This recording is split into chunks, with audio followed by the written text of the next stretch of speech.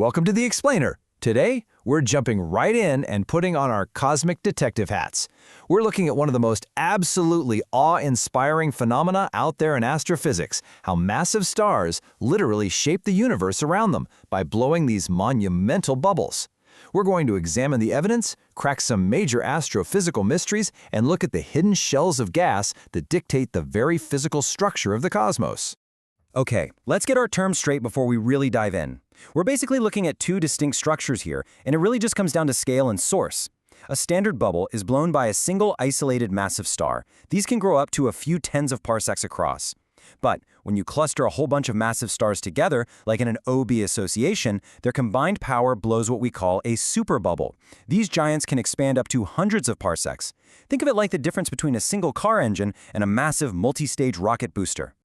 Now, what's really fascinating is how these bubbles actually evolve based on a star's life cycle. On the left, we've got young interstellar bubbles. These are made when really energetic, early-stage stars plow directly into the gas clouds they were literally just born from. But as a massive star ages and hits that later Wolf-Rayet phase, the material being swept up completely changes. Circumstellar bubbles, which you see on the right, form when the star's fast new wind crashes into the slower stellar material it previously shed. So the star is essentially blowing a bubble into its own recycled space debris. Pretty wild, right?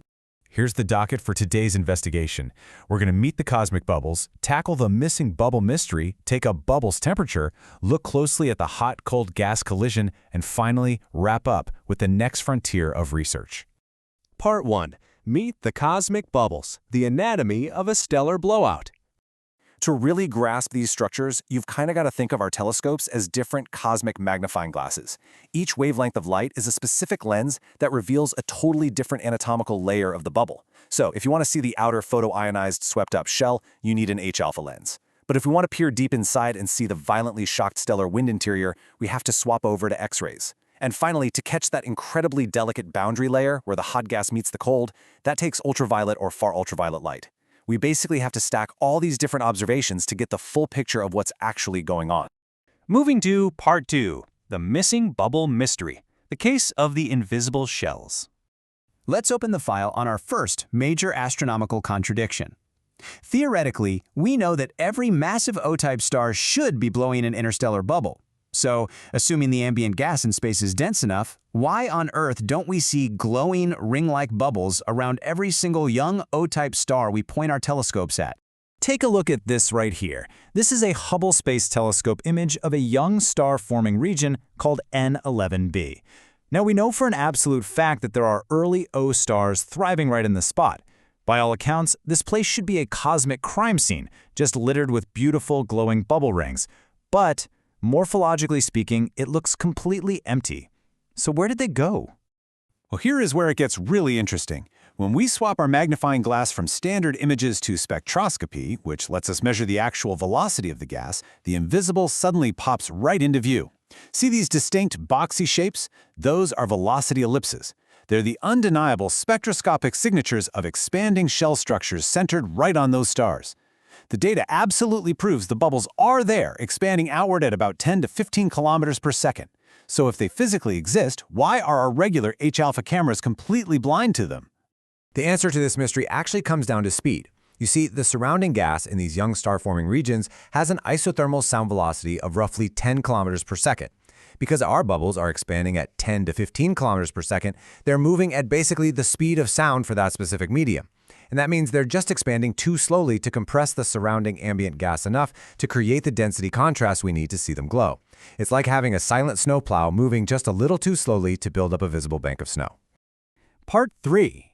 Taking the bubble's temperature, the heat inside. All right, let's shift our focus away from that elusive outer shell and dive right into the intense, enclosed depths of the interior. Just take a second and imagine the sheer, raw mechanical energy of massive stellar winds trapped inside an enclosed space. Just how intensely hot do you think the interiors of these cosmic bubbles can actually get? Yeah, brace yourself for this one. 10 million degrees Kelvin. That's the staggering temperature the hot gas inside a young superbubble can reach. That is a number so insanely large, it pretty much breaks our everyday human intuition about heat. And this right here brilliantly illustrates our X-ray magnifying glass in action. What you're looking at are Chandra X-ray observatory images of the Omega Nebula on the left and the Rosette Nebula on the right. You are literally looking directly at that blisteringly hot 10 million degree gas pooling around the massive stars right at the center of these regions. It's this chaotic, invisible cauldron of energy that we can only witness through X-ray vision. So, the key takeaway here is comparing the two scales. Single-star bubbles are hot, sure, running 1 to 3 million Kelvin, and their X-ray glows are usually brighter out at their edges. Their heat mostly comes from their fast wind shocking and slowly mixing with the nebular material. But superbubbles, they are vastly hotter, hitting up to 10 million Kelvin, and their X-rays are brightest right dead center. And why is that? Because that immense heat is driven by multiple stellar winds from an entire group of massive stars violently colliding with one another. Section 4. The hot-cold gas collision, the interface enigma. Let's open our final case file on what is arguably the most delicate, chaotic, and microscopic part of the entire bubble structure. We've established the extreme heat of the interior and the relatively cool state of the outer shell, but what exactly happens at that razor-thin boundary layer where violently hot 10 million degree gas physically touches a cold nebular shell? To figure this out, we have to switch our cosmic magnifying glass one last time over to far ultraviolet light using the FUSE telescope. Now, this graph tracks highly ionized elements like oxygen-6, definitively detecting that delicate boundary layer. And this data proves beyond a doubt that some sort of incredible mixing is absolutely happening right where the cold and hot gas meet. But the big question is, how does it mix?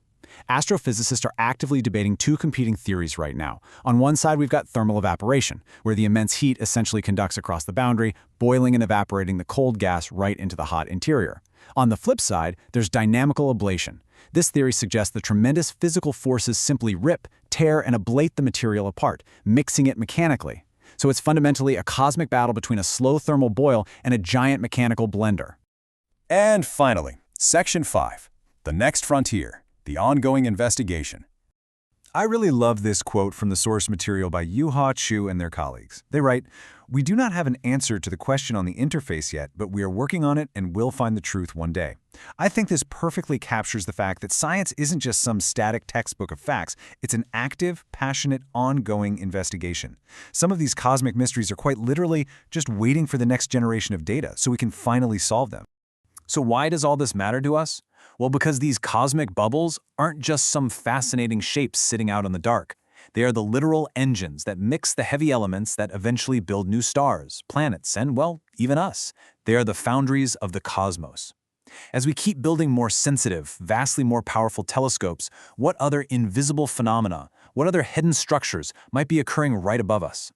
Think about that the next time you look up at the night sky. Keep learning, keep questioning, and I'll catch you on the next explainer.